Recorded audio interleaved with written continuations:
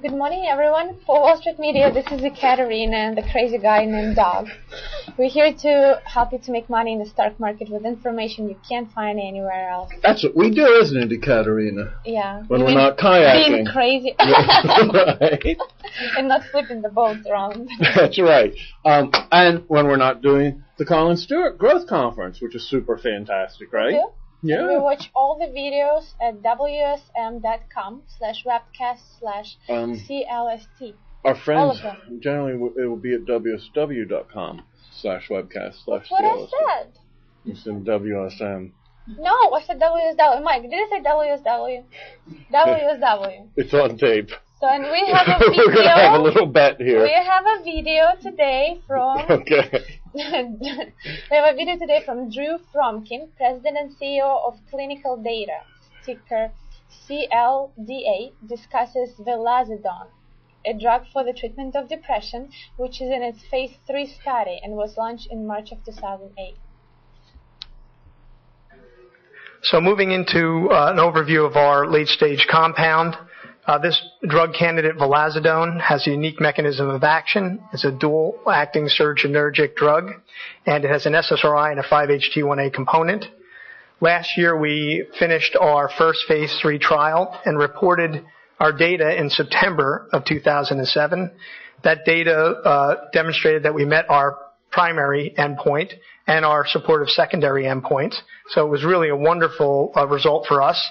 And on top of that, we also identified proprietary biomarkers of drug response for Velazidone, and I will actually describe one of those to you. But we found a series of markers, and we are validating them in the trial that we just launched in March, which should be our second phase 3, and with good data there, we're moving towards an NDA filing in late 2009. As I said, we achieved statistical significance. The scale that we used for our primary endpoint was MADRS scale. And also, we found that in this trial that the drug, and with significant data long before this, that the drug was very well tolerated, and discontinuations were balanced between the placebo group and the drug-treated group.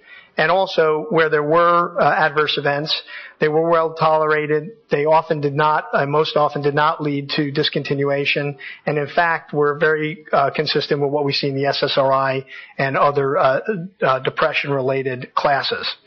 And we also, as I said, identified proprietary markers of drug response. One of the companies that we acquired over the last couple of years has done this for numerous years, upwards of a decade, with pharmaceutical companies. We're now having the value of doing that for our own drug candidate. Here's an example, and this was in a poster at the APA this spring, an example of where those biomarkers may come into play. So this is an example of one biomarker in a basket of biomarkers we identified that relates to about 30% of the general population. And in the Velazidone treated group, where they have a positive marker, in essence, the response rate is double that of what we saw in the marker-negative population. In the marker-negative population, as you can see from the upper dotted line, we were very close to placebo, in fact, almost exactly the same as placebo in terms of response. So in a class that's riddled with response issues, where SSRI response generally is from about 30 to 50%, being able to take a drug that has an interesting dual mechanism that may have very significant differences in terms of their side effects, which I'll describe to you, but also now in a 30% swath of a population, if this were the only marker that we were pursuing, you then get double the treatment response. This is a very interesting story, and in fact we think will play very nicely to the payers in managed care.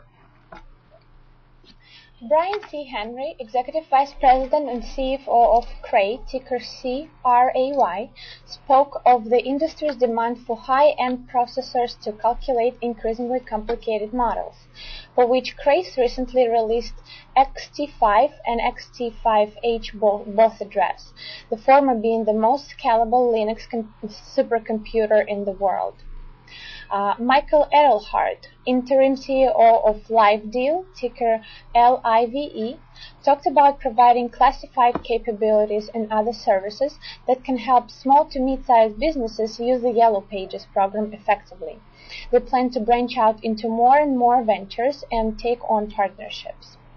David Burney, CFO of Astronics, ticker ATRO, spoke mainly about the company's commercial transport division, which accounts for 63% of annual revenues, and its significant growth over the last 2 years, and should lead to the company's expected $170 million in annual sales for 2008.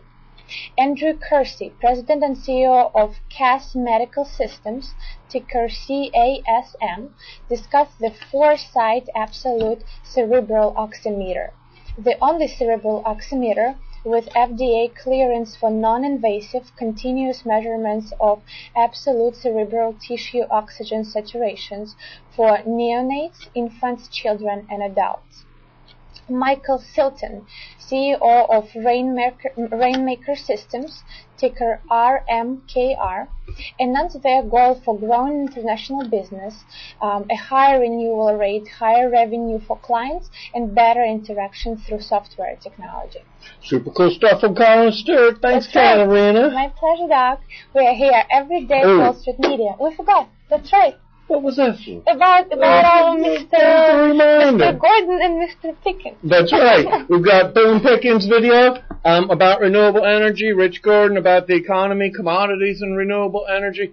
Come back to Wall Street Media and take a look. Super good stuff from brilliant, ethical guys. That's right. And we're here at Wall Street Media every day. You can find us directly at WSMCO.com. Thank you.